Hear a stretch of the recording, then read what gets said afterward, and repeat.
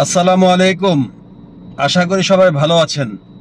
আমি প্রকৌশলী মাহমুদুর রহমান, প্রাক্তন শিক্ষার্থী, ঢাকা পলিটেকনিক ইনস্টিটিউট।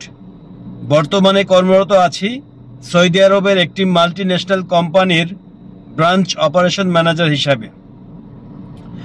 দেশে বিদ্যমান সমসাময়িক একটি বিষয় নিয়ে আপনাদের সামনে এসেছে, কারণ এই বিষয়টিকে আমি সর্বোচ্চ স্পর্শকাতর বিষয় হিসাবে বিবেচনা করতে চাই, যার উপর ভিত্তি করে দেশের শিল্প কারখানা তথা অর্থনৈতিক স্থিতিশীলতা অনেকাংশে নির্ভরশীল।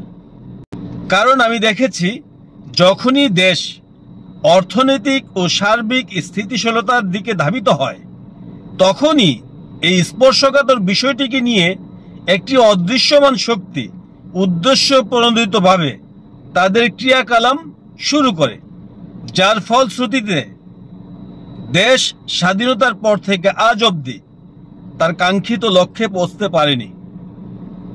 দেশে বিদ্যমান সংকট বিএসসি ও ডিপ্লোমা ইঞ্জিনিয়ারদের স্ব দাবিগুলোর দিকে তাকালে পরস্পর বিরোধী পক্ষ বিপক্ষ পরিলক্ষিত হয়, এমনকি যা যৌক্তিক অযৌক্তিক অবস্থানে বিভাজিত হয়।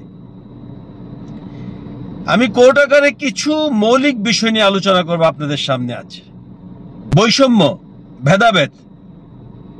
প্রথমত অধ্যয়নের ক্ষেত্রে ডিপ্লোমা ইঞ্জিনিয়ার হতে সময় লাগে 14 বছর, সেখানে বিএসসিদের লাগে 16 বছর। ডিপ্লোমা ইঞ্জিনিয়াররা 2 বছর মেয়াদী এইচএসসির বিপরীতে 4 বছর মেয়াদী ডিপ্লোমা সম্পন্ন করেও উচ্চতর ডিগ্রির জন্য শুধুমাত্র সুযোগ পায় একটি প্রকৌশল বিশ্ববিদ্যালয়ে, যেটি ডুয়েট নামে পরিচিত। অথচ এইচএসসিদের জন্য রয়েছে সকল সরকারি বেসরকারি প্রকৌশল বিশ্ববিদ্যালয়গুলো। দ্বিতীয়ত চাকরির ক্ষেত্রে 10টি পদবীর বিপরীতে সর্বোচ্চ 9টি পদে অন্তর্ভুক্তির সুযোগ রয়েছে বিএসসি ইঞ্জিনিয়ারদের, সেখানে ডিপ্লোমাদের জন্য রয়েছে শুধুমাত্র 3টি। তৃতীয়ত পদোন্নতির ক্ষেত্রে ডিপ্লোমা ইঞ্জিনিয়াররা যে কোনো প্রতিষ্ঠানে কর্মরত থেকে 10 থেকে 15 বছর অভিজ্ঞতার পরিপ্রেক্ষিতে শুধুমাত্র 9ম গ্রেডে পদোন্নতি পায়।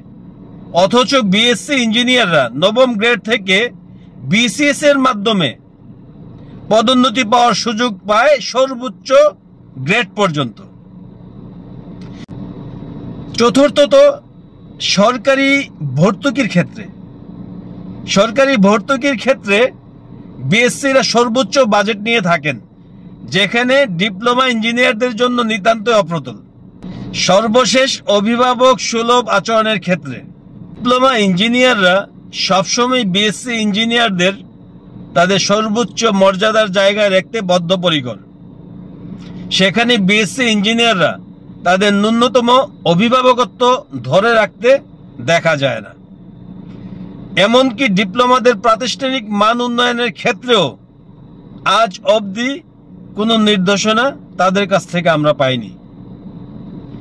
অথচ তারা নিজেদের ডিগ্রেড করে ডিপ্লোমা ইঞ্জিনিয়ারদের জন্য সংরক্ষিত একটি মাত্র 10ম গ্রেড হরণ করতে ব্যস্ত হয়ে পড়েছে।